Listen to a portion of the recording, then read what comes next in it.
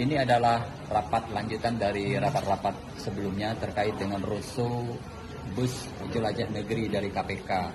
Tentunya banyak hal nanti, paling tidak ini adalah upaya preventif dan mengedukasi masyarakat dari seluruh elemen masyarakat, para siswa, para forum CSR, dan juga dari pihak-pihak swasta lainnya.